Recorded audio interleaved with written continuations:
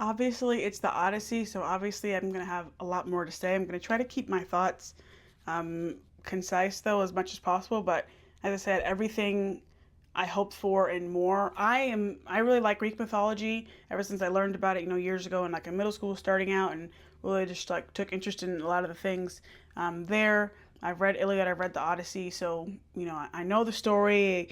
Troy is one of my favorite movies. The 2004 2005 film is one of my favorite films.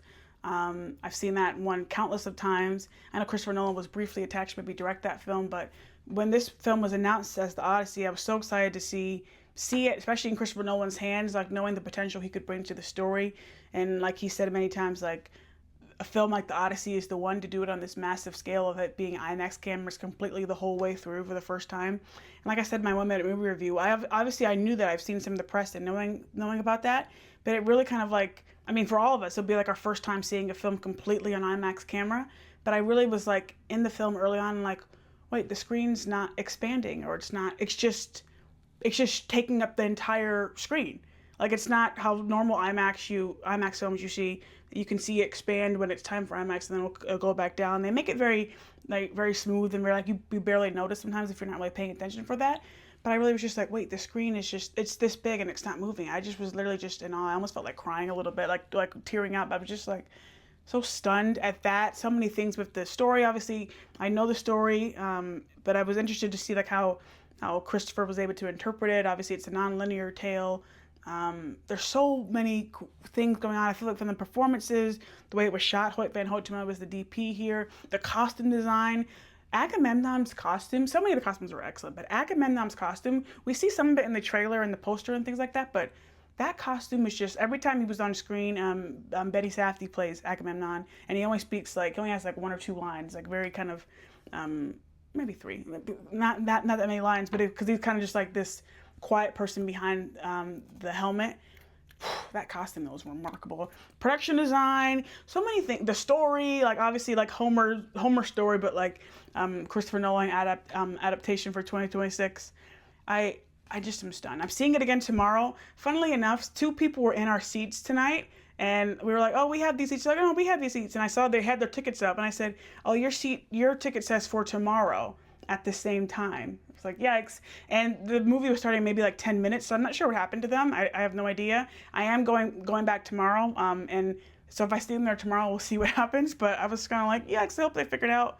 They had their popcorn and everything. I was like, and obviously you can't get a seat because the whole theater was sold out. Other than like I think there were a couple seats in the very first row. You need to see this movie. I hope you're planning to see this movie soon. See it in IMAX. I was originally going to maybe see it again tomorrow in Dolby, and right after the film ended, I canceled that ticket and I said I'm not seeing it in Dolby. Now that I've seen it in IMAX, I don't want to see it in anything other than IMAX.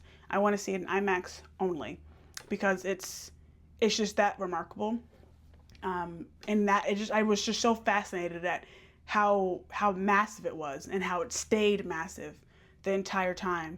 And then the story is just remarkable. It's just so well done. So well done. Immediately on my favorites of the year. I can't wait to see it again. I'm seeing it in IMAX 70 millimeter a month from now, a little under a month from now, and I'm so looking forward to seeing that in IMAX 70. I was so ecstatic when I bought the ticket just the other day. And again, if I was in awe of how it was in normal IMAX, which still being able to see a movie in IMAX, I know is very special. Not everyone has IMAX theaters close to them and things like that. So if I was so amazed at how it looked at just normal IMAX, I can't even imagine how floored I'm going to be when I get to see my first IMAX 70 millimeter film in a film that was completely filmed in IMAX. Because like when people say film for IMAX, there's like, yeah, we filmed for IMAX, we did as much IMAX as we could. No, but this was filmed with IMAX. Like this is IMAX. This is how I've set it up. I set it up to be IMAX. And one of the reasons with that, or when I saw these popcorn buckets coming out, I knew I was maybe gonna want this. But I got this popcorn bucket, and I also got the Trojan horse. Let me take this out of the plastic to show you quickly. So this is the IMAX popcorn bucket camera that it comes with. I actually need to look through here to figure out like what it all is. There's also this piece that I forget how it's set up. I wasn't sure if I was even gonna get it Pulling up to the theater today, I saw some people walking out with each this and also the Trojan horse, which I'll grab in a second. And I was like, oh, how much is it? Like this was $50 at my AMC. I think it should be standard across the places. It should be $50 wherever you go. Yeah, this IMAX camera. I gotta figure out where I'm gonna put this, but this, I'm like, I had to get this. I feel like I had to get this because it isn't just about the Odyssey here. It is kind of, it can work for anything. Yeah, and who knows? Hopefully this is gonna be a trendsetter where we can get more films, especially like big budget, like huge films like this, get them filmed completely on IMAX. I also got the Trojan horse. Now this was something. Let me take it out of the plastic first. Here is the Trojan horse. You can pull this down to get like popcorn or whatever else you want to get in here. I bought this after seeing the film, just after. I wasn't planning on getting it at first. This is $70. I wasn't planning on getting it at first. I kind of was like, just the IMAX camera would be good. After I saw the prices, even though I just kind of like, I don't really want to, I don't know, like, where am I going to put it? What am I going to do with it? But I'm actually very glad I got it. And it's kind of like one of the once in a lifetime things again. Like I mentioned, I really like the history of the Trojan War and Greek mythology and things like this. So, figured why not go for it? Yeah. So these are my pickups from the movie tonight, as well as seeing just a really excellent film that I can't wait to see again. I can't wait to keep talking about.